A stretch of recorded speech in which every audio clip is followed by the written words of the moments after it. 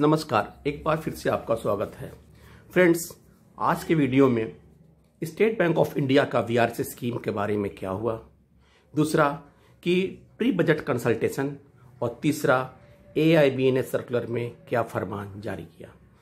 Friends, video शुरू करने से पहले आपसे एक निवेदन है कि रिक्वेस्ट है कि प्लीज़ अगर अभी आज तक आपने मेरा चैनल सब्सक्राइब नहीं किया है तो प्लीज़ सब्सक्राइब करें। फ्रेंड्स, जैसा कि आपको पहले से पता था कि प्रपोज था कि स्टेट बैंक ऑफ इंडिया 1 दिसंबर को अपना वीआरएस स्कीम लॉन्च करने जा रही है और उस वीआरएस स्कीम के कुछ कंडीशंस थे और ये 1 दिसंबर को लॉन्च होके 28 फरवरी 2021 तक का इसका ओपन रहता। लेकिन फ्रेंड्स, इस बारे में स्टेट बैंक ऑफ इंडिया के द्वारा कोई भी सर्कुलर या परिपत्र अभी तक जारी नहीं हुआ। इसका तात्पर्य है कि स्टेट बैंक ऑफ इंडिया ने अपने वीआरएस स्कीम को अभी ड्रॉप कर दिया है।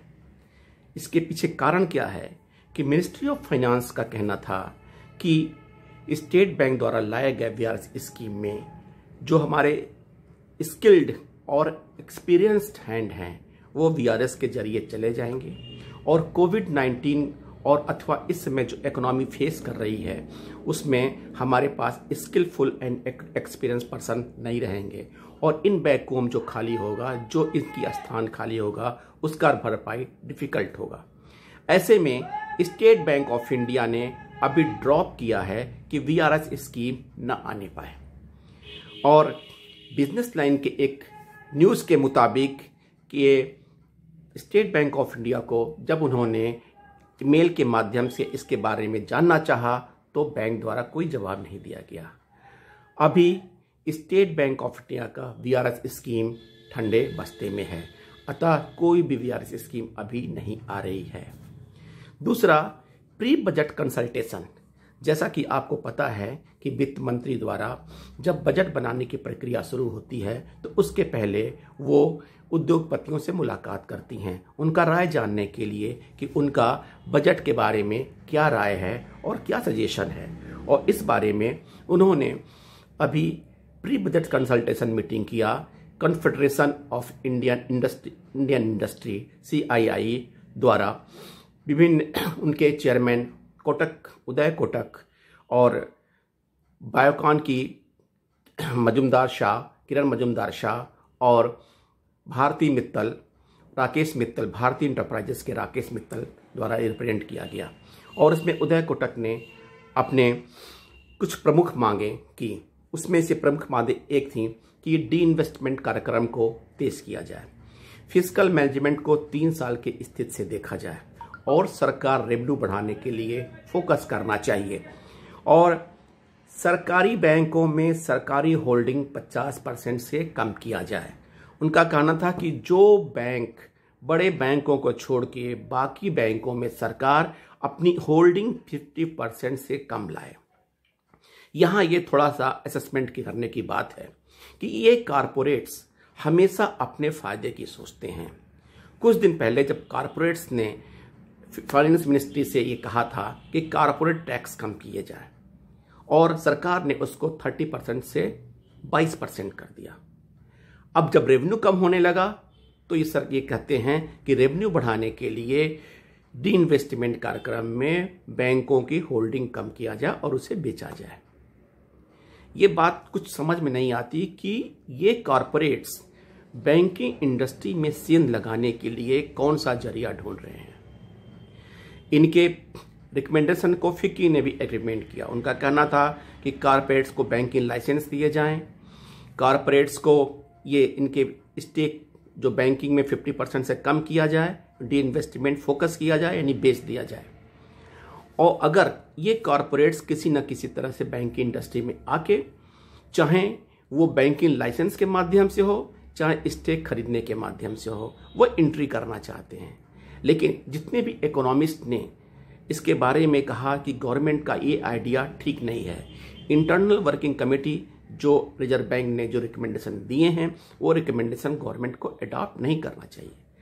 और गवर्नमेंट यदि बैंकों को मजबूत करना ही चाहती है तो क्यों नहीं फिर एक मर्जर स्कीम लाती है और जो 6 हमारे बचे हुए बैंक हैं वो बाकी जो एग्जिस्टिंग बड़े बैंकों में मर्ज कर देती है।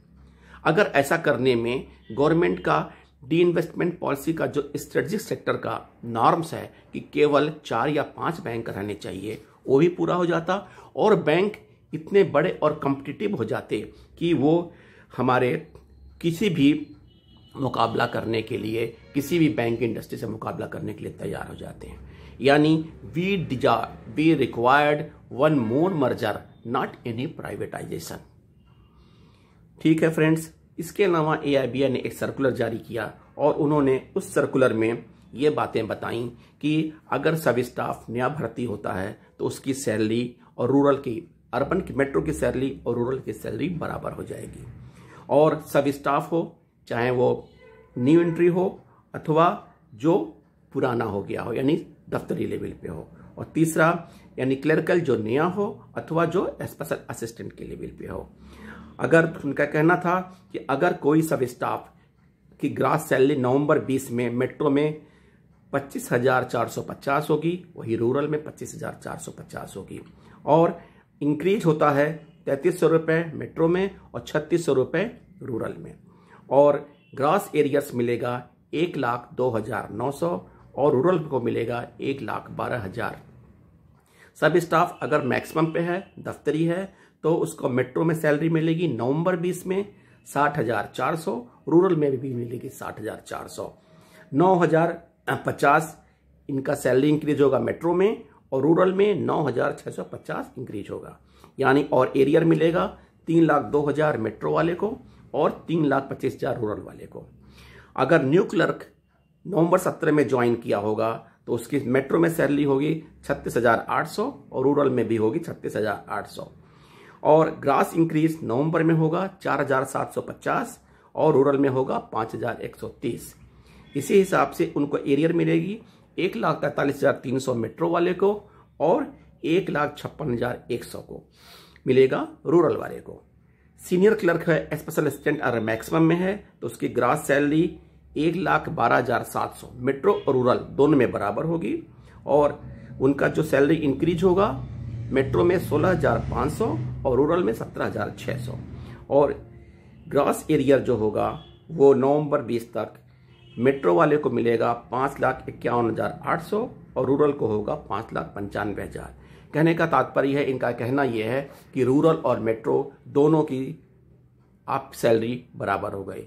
कुछ मामले में तो ये ठीक है, लेकिन ये बताइए कि जो मेट्रो में रहते हैं और जो काम करते हैं उनकी सैलरी जो पहले बढ़ के मिलती थी वो अब कम हो जाएगी।